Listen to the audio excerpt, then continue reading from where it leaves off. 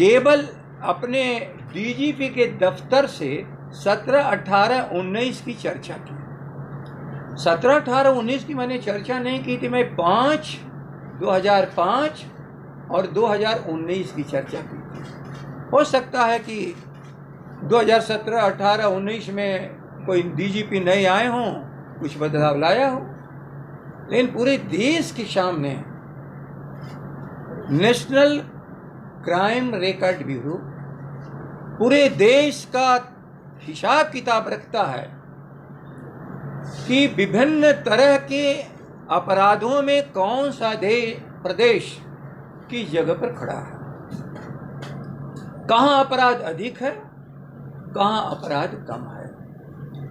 मैं आप लोगों को बताऊं कि 2005 में नेशनल क्राइम रिकॉर्ड ब्यूरो ने इस भारत को 2 हिस्से में बांट करके अपराध की श्रेणी में रखा था।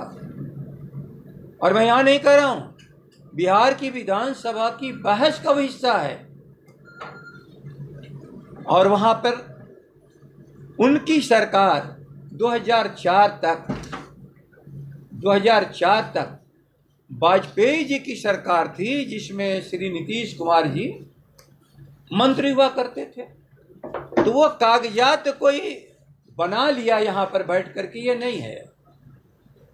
भारत की सरकार की अनेक संस्थाएं हैं, उन संस्थाओं में वह भी एक संस्था है जो पूरे देश की क्राइम की स्टैटिस्टिक्स रखते हैं, देश के सामने रखती है।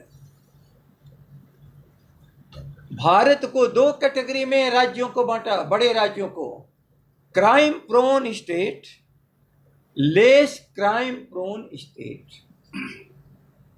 उस समय Bihar less crime prone state में था, ऊपर से 26वें नंबर पर और नीचे से दूसरे या तीसरे नंबर पर।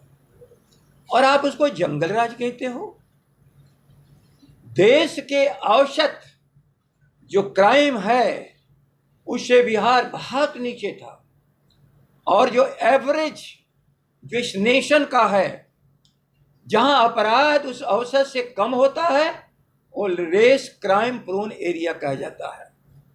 और जहां औसत जो राष्ट्रीय औसत है उससे अधिक जहां अपराध होता है, उसे क्राइम प्रोन स्टेट माना जाता है। हमने आपको बहुत शांत बिहार दिया था। अब मैं आप लोगों के सामने मैं कागज भी दूंगा, मैं दस्तावेज के आधार पर बोल रहा हूं। और हिम्मत हो नीतीश जी को तो इस दस्तावेज को नकारें या इस दस्तावेज के आधार पर बतावें कि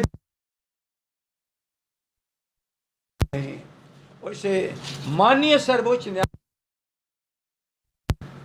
विभिन्न कारणों से, चाहे बलात्कार का मामला हो, भ्रष्टाचार का मामला हो, कि बिहार में नीतीश जी की सरकार महाजंगल राज कायम किया। जो कुछ भी था उस समय की परिस्थिति, पूर्व की परिस्थिति का लोगों के सामने एक दृश्य था। हम उस दिन भी जब महामहिम राज्यपाल जी के सामने हमने अपराध की संख्या बताई, तो आप लोगों में ने किसी ने पूछ के कह दिया इसलिए अपराध की संख्या भी बड़ी होगी। तो अपराध की संख्या भी रिकॉर्ड ब्यूरो करता है और क्राइम रेट भी करता है।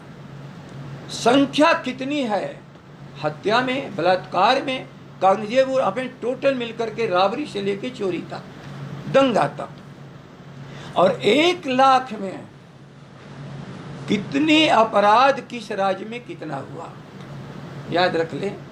मैं बिहार की बात आपके सामने रख रहा हूं, आप लोगों के माध्यम से बिहार के नौजवानों को बताना चाहता हूं।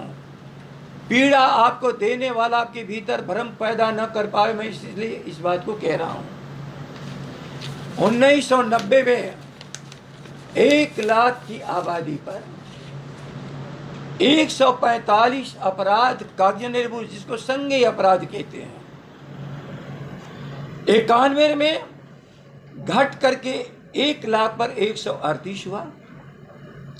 92 में घट करके या बराबरी में 90 के बराबर 147 रहा। 1993 में 1,00,000 पर 138 अपराध रिकॉर्ड हुआ। 1994 में घट करके 124, 1995 में घट करके 121, 1996 में घट करके 120, और इस तरह घटते घटते 2005 जब शासन हम लोगों ने सौंपा तो 1,00,000 में केवल 108 संज्ञेय अपराध, 145 से घटते घटते 108, करीब करीब 45% के हिसाब से अपराध घटता चला गया। लेकिन विरोधी पक्ष अपनी आवाज को इस ढंग से उठाया जैसे लगा कि बिहार कोई अपराध ग्रस्त राज्य है। दुनिया में, देश में बिहार को बदनाम करने वाले लोग आज कुर्सी पर बैठे हैं। 2020 तो और खतरनाक ढंग से चल रहा है। 222 कल कबूल किए उन्होंने, लेकिन कल उन्होंने क्या कहा? भारत के औसत क्राइम रेट से, ख्याल कर लेना, औसत क्राइम रेट से बिहार में कम है। 300 कुछ भारत का औसत क्राइम रेट है, लेकिन बिहार का 222। आप लोगों के रिकॉर्ड में, कागज में ये होगा, आप लोगों ने यही बिहार को दिखाया है।